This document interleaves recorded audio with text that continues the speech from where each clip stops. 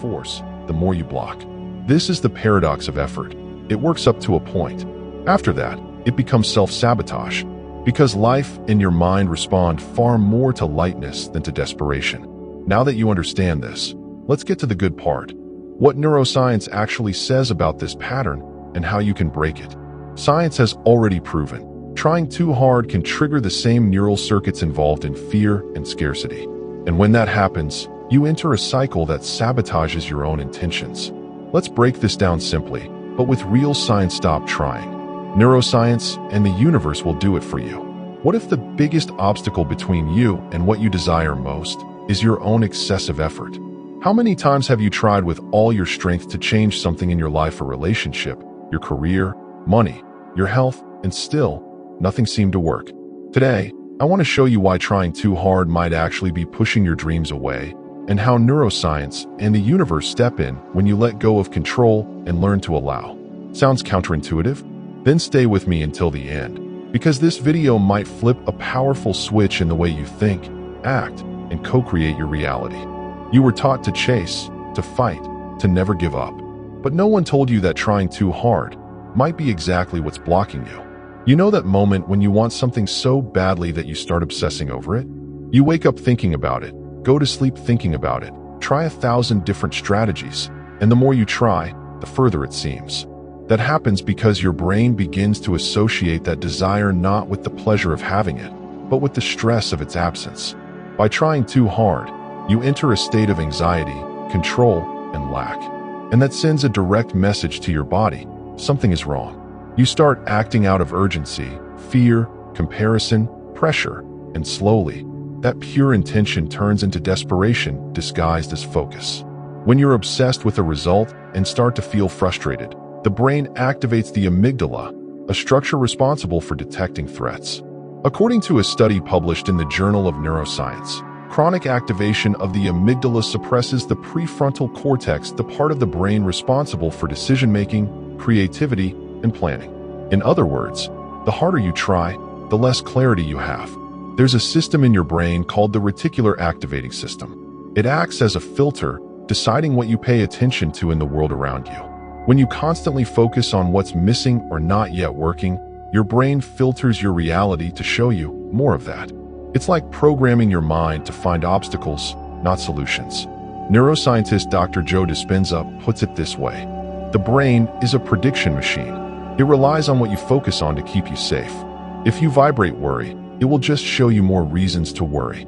Functional neuroimaging studies show that when you visualize something with strong emotion, your brain activates the same areas as if you were actually experiencing it. A Harvard University study showed that piano students who only imagined playing experienced neural activity almost identical to those who physically practiced. That proves your brain does not distinguish between reality and vividly felt imagination. You don't need to struggle so much to get what you want.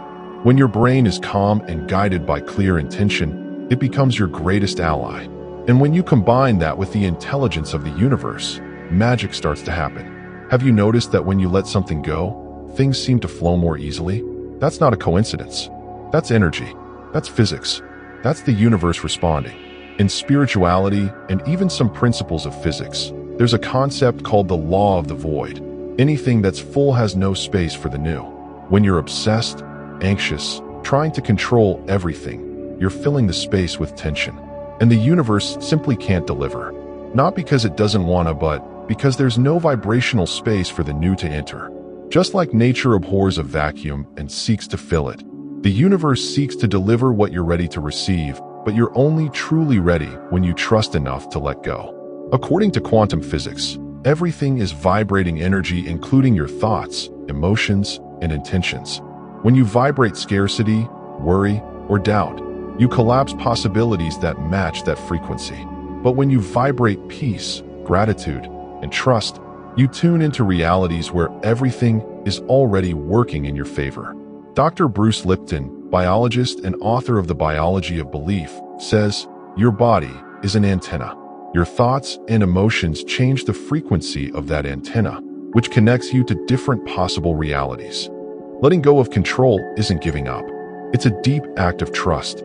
It's saying to the universe, I've done my part. Now I'm open to receive.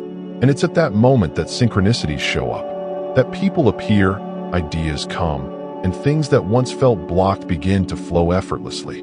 You are a co-creator of your reality. But to create something new, you need to make space. You need to trust. You need to allow. Knowledge without practice is just information. But when you apply it, you transform. Now that you understand how excessive effort affects your brain and how the universe responds to your emotional state, let me show you how to start living this new reality in a simple, daily way. Whenever you notice you're trying too hard, stop for 2 minutes. Breathe deeply through your nose, slowly, for 4 seconds. Hold for 4 seconds. Exhale for 6. This breathing activates your parasympathetic nervous system, calming your amygdala and restoring clarity. It also pulls you out of anxiety's autopilot. For 5 minutes a day, close your eyes and visualize your desire as if it's already real. Don't just imagine, feel it. Feel the joy, the gratitude, the trust. This creates real neural connections, and your brain starts working in your favor. Do this before sleep or right after waking, when your subconscious is most accessible. Use affirmations that reinforce surrender and trust.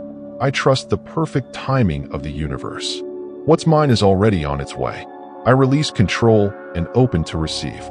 You can repeat these throughout the day or during your visualization. Write down your desire on paper.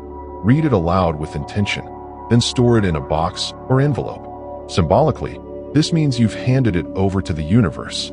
From there, just vibrate in trust. Don't keep checking or forcing the outcome. For the next 3 days, choose one desire and practice these 4 steps: breathing, visualization, affirmation, and surrender.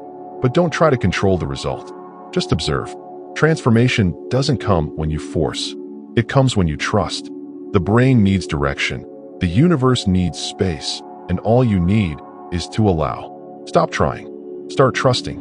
Because what you're looking for is also looking for you, but it won't find you while you're forcing the path.